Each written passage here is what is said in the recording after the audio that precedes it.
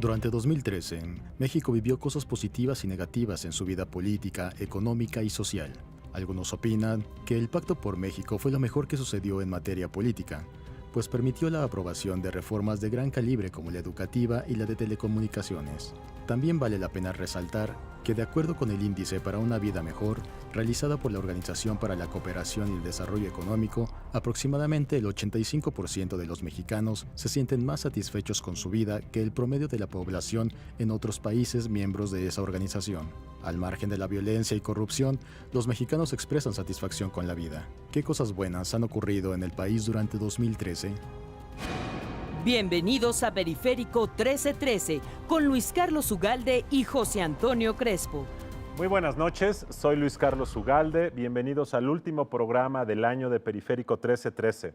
Y en esta semana que es de descanso, de meditación, de reflexión, qué mejor para poder reflexionar sobre el balance de México a lo largo de estos 12 meses, qué fue bueno, qué fue malo, qué es incierto, y eso es lo que haremos en los próximos minutos. ¿Qué crees que haya sido lo mejor de 2013, José Antonio? No sé, lo mejor, hubo varias cosas. Hubo cambios en las leyes, hubo reformas importantes, el hecho de que se haya roto, digamos, una cierta parálisis legislativa en torno a las reformas estructurales, creo que fue, en términos generales, lo mejor desde el ámbito político. Pero también creo que fue un aspecto positivo, aunque hay que matizar la detención del Bester Gordillo. En todo caso, fue algo de lo más espectacular en los términos político-mediáticos. Y se supone que era un golpe contra la corrupción. Hay que recordar que el presidente Peña Nieto ofreció también un combate serio hacia la corrupción. El problema es que se quedó como un hecho aislado y a final de cuentas no reflejó que hubiera una acción sistemática en contra de la corrupción. A mí globalmente en el panorama público lo que más me gusta, y ya lo hemos platicado aquí en varias ocasiones, es que se escribió una ruta de navegación, que es el Pacto por México, produjo muchas reformas, algunas de ellas buenas, algunas de ellas malas. Yo creo que en general hay más cosas buenas que malas en el paquete global de todo lo que se aprobó, lo educativo, telecomunicaciones, contabilidad gubernamental, una reforma en materia de transparencia. Me parece que la reforma energética es en general muy buena. Tengo duda de la reforma hacendaria y de la reforma política, pero yo creo que el balance es positivo. Y yo creo que ese es lo más relevante, lo más positivo. Ahora hay que aterrizarlas, hay que empezar a manejar el automóvil, hay que ponerle gasolina, hay que cambiar las llantas cuando se ponchen, pero yo creo que al menos ya sabemos en qué carretera nos dirigimos y eso está muy bien. Y yo creo que eso es para mí lo mejor del 2013. Bueno, y en relación con eso mismo, yo creo que lo positivo también fue el hecho de que se reunieran los partidos de oposición junto con el gobierno, precisamente para acordar muchas de estas reformas, para llegar a varios puntos de conciliación, no solamente por las reformas en sí, sino por el mensaje que se mandó en el sentido de que no estábamos ya en el antiguo régimen, de que el PRI no podría gobernar solo, no podría gobernar como un partido hegemónico que ya no lo es, porque eso generó primero expectativas que después se fueron diluyendo, pero de cualquier manera fue una entrada buena, una entrada positiva, un buen mensaje político de apertura, de pluralidad, que ha dado sus frutos, en fin. Yo creo que ese tono de conciliación, de negociación, de sentarse a la mesa fue algo positivo en términos de simbolismo.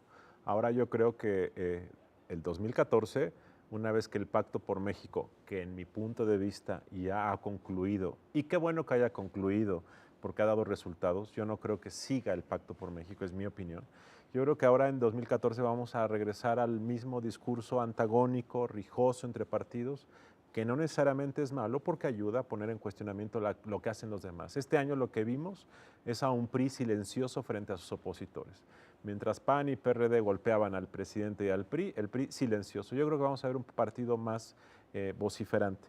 Y quiero hacer un comentario sobre lo del Bester Gordillo. Cuando la detuvieron en su momento, fue creo que marzo o abril, yo igual que muchos aplaudimos el hecho, porque en el caso particular de ella me parece que había habido un abuso del poder que es inaceptable. Sin embargo, el hecho de que no haya continuado con otros personajes a mí me parece que lo convierte en una mala noticia, que ya hablaremos ahora, porque genera expectativa y luego frustración de que solamente fue llamarada de petate y eso creo que no es bueno para el país. Volvemos al segundo segmento. Si bien en estos últimos 12 meses hubo avances en materia política, los resultados en los rubros que más preocupan a los mexicanos, como la seguridad y el bienestar, dejan mucho que desear. A pesar de que los homicidios dolosos han disminuido en un 15%, los secuestros y las extorsiones han aumentado casi en un 30% y en un 12% respectivamente. El fenómeno de la corrupción sigue creciendo. De acuerdo con el último índice de percepción de la corrupción 2013 de la Transparencia Internacional, México retrocedió una posición y se ubica en el lugar 106 de 177 países investigados. En cuanto a la economía nacional, las expectativas de crecimiento pasaron de 3.5 al inicio del año a solo 1.3% al finalizar. Finalmente, continúan en las calles los grupos que exigen prerrogativas y privilegios sindicales, así como los grupos de autodefensa que han surgido ante la incompetencia de las autoridades para garantizar seguridad pública. ¿Cuáles son los problemas más apremiantes que enfrenta el país al cierre del 2013? Hubo también cosas negativas, desde luego. Tú mencionabas lo del Bester Gordillo, fue un aspecto que primero fue positivo o se vio como positivo, pero como quedó aislado, pues entonces vino la decepción. Y efectivamente ese es uno de los elementos que faltan en este año, un combate a la corrupción sistemático, porque al final de cuentas es uno de los problemas más graves, permea por toda la estructura económica, política, social, cultural, es uno de los grandes obstáculos para el desarrollo de México. Y en ese sentido, aunque tenemos cosas positivas, por ejemplo, mencionaste la reforma a la transparencia, en donde ahora las facultades del IFAI se han incrementado, ahora se podrá solicitar también información de los sindicatos públicos, que hasta ahora han sido totalmente opacos, y de los propios partidos políticos, y sin embargo, esta cuestión que es positiva no se traduce en realmente un combate a la corrupción. Lo que hemos visto desde hace tiempo, pero lo vimos también en este año, es que podemos enterarnos de muchos casos de corrupción en diferentes niveles, pero luego no sucede nada, quedan impunes, se mantiene la impunidad. Y eso es, desde luego, una mala noticia, porque falta ver ese empuje, falta ver ese compromiso serio en contra de la corrupción, porque de lo contrario, bueno, pues el país va a quedar bastante estancado. Yo creo que la corrupción es una muy mala noticia, ha aumentado en México año con año en los últimos 10 años y no parece haber que la alternancia de un color a otro y su regreso al mismo color haya cambiado el tema. Y el segundo tema que me parece a mí muy grave, que no es un tema que haya iniciado con esta administración de Peña, es un tema histórico, es que los gobiernos, en plural, federal, estatal, municipal, los congresos no quieren aplicar la ley, negocian la ley.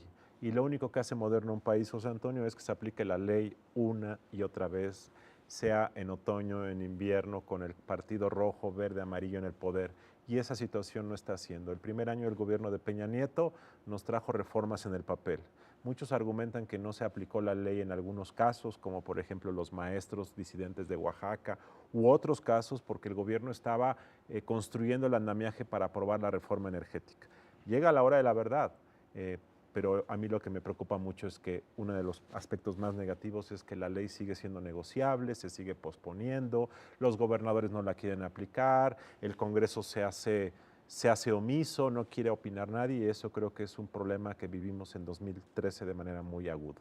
Eso es precisamente un poco lo que se vio con la cuestión de los maestros, ¿no? Es decir, se exhibió precisamente la falta de aplicación de la ley, no porque los maestros no tengan derecho a protestar, lo tienen desde luego, por supuesto, en una situación democrática, sino que abusaron de ese derecho, es decir, afectaron intereses de terceros, están negociando de alguna forma la no aplicación de la reforma educativa, y lo que vimos fue una debilidad intrínseca del Estado a nivel federal y a nivel de los estados, a nivel estatal, en donde pues no se aplica la ley, no se protege los intereses de otros ciudadanos, el derecho de tránsito, etcétera, y en ese sentido pues está faltando, digamos, un Estado de Derecho y una claridad sobre qué se puede y qué no se puede hacer en una democracia. Y otro aspecto negativo, José Antonio, es la violencia. El gobierno de Peña Nieto está empezando a presumir que las ejecuciones han bajado, lo cual es cierto, pero han aumentado, como se dijo en el inicio, las extorsiones y han incrementado los secuestros. Entonces, México tiene un problema. Yo no veo que vaya a cambiar estructuralmente porque además el gobierno no ha anunciado ninguna estrategia que veamos como algo diferente y yo creo que eso sí va a generar un grave daño al gobierno en términos de imagen, porque era lo que la gente más esperaba junto con la economía y no está viendo resultados, hay grupos de autodefensa, hay desafíos al Estado y eso no parece que vaya a cambiar pronto. Se ve mucho descontrol en ese ámbito. Se nos dijo que se heredaba una situación muy complicada, efectivamente ya muy fuera de control, y que concediéramos un año al gobierno para que viéramos resultados en ese sentido, pero la realidad es que los resultados en este primer año no han sido positivos, no han sido significativos, y a partir de ahora entonces el costo sí se le va a pasar ya al propio gobierno de Peña Nieto, ya no al de Felipe Calderón, pero regresamos enseguida. Finalmente, el otro gran tema de 2013 es la economía. Y la economía es el factor que más explica cómo le va a los partidos en campaña. Así lo dijo Bill Clinton en 92 cuando dijo, es la economía, estúpido. Perdón por la expresión, pero lo que trataba de decir Bill Clinton es que la economía es lo que explica por qué a algunos presidentes les va bien y mal. Tal forma que lo ocurrido en 2013 nos va a explicar qué también le va a la economía en 2014 para ver qué ocurre en 2015. Y muchos opinan que en 2013 hubo dos cosas que pueden explicar esto. Una mala, José Antonio, que muchos empresarios te dicen es que la reforma hacendaria no va a ayudar al crecimiento y que te lo va a jalar para atrás. Y otros que dicen que la reforma energética recientemente aprobada sí te va a detonar el crecimiento económico. De tal forma que tenemos algo que parece una cosa buena y una cosa mala para el crecimiento económico, porque yo creo que esta sí es la variable central para ver lo que va a pasar en el futuro. Sí, y la mala noticia también para este año que termina fue el bajo crecimiento de la economía. Se había dicho que crecería alrededor del 3.5, que no es espectacular, pero es más o menos aceptable. A final de cuentas, crecimos el 1.3, que es muy bajo. Es un primer año que realmente fue decepcionante en materia económica. Y en ese sentido, bueno, lo que a mí nunca me quedó claro es qué pasó con el gasto público, porque el gasto público, desde luego, si se detiene, si no se ejerce, pues entonces no ayuda a dinamizar la economía.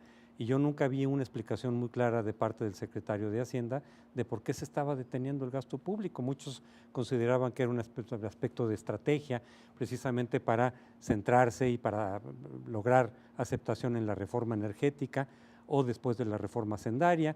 Y entonces esos recursos que no se ejercieron en este año, desplegarlos a partir del año que viene y decir, vean, son las reformas que hemos hecho las que están permitiendo un crecimiento que presumiblemente será bastante mayor que el de este año. Yo creo que en el último trimestre de 2013 va a haber un repunte económico, el gobierno empezó a gastar más, empezaron a licitarse obra pública, se empezaron a pagar contratos retrasados. Yo creo que va a haber un despunte en el último trimestre de 2013. Y dos, yo creo que el aumento de 10% del gasto público, 10% en términos reales, va a generar un efecto de crecimiento económico en 2014. Hay dos preguntas, si este crecimiento será sostenible para los próximos años y las consecuencias. Los críticos del gobierno dicen que será un crecimiento con cargo al bolsillo del futuro, es decir, con cargo a la deuda, y que la tentación del gobierno de gastar y gastar mucho nos puede llevar a una crisis eventualmente. Yo creo que 2014 va a ser un año de mejor crecimiento económico. La pregunta es si será una llamarada de petate o si será el inicio de un ciclo de crecimiento de largo plazo. Ha sido todo por hoy. Les deseamos feliz fin de año, José Antonio. Felices fiestas, desde luego, para ti, Luis Carlos, y para todo nuestro auditorio. Y en la próxima edición ya será 2014. Feliz año nuevo y muchas gracias por estar con nosotros.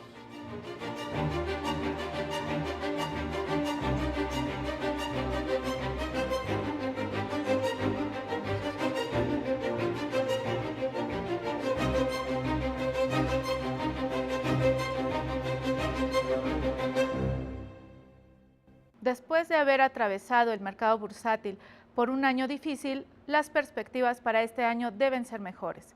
Este año no estará exento de volatilidad, sin embargo, los periodos de incertidumbre abren buenas oportunidades de inversión de largo plazo. El desempeño del mercado de valores en la primera mitad del año mostrará altibajos ante el esperado recorte de liquidez por parte del Banco Central de Estados Unidos. No obstante, la implementación de una serie de reformas estructurales deberá reflejarse positivamente en la economía nacional en la segunda mitad del año.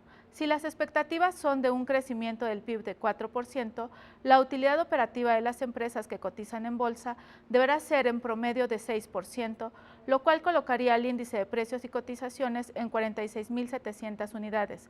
Y si el comercio con Estados Unidos aumenta vía el sector manufacturero, el tipo de cambio deberá regresar a niveles de 12.50.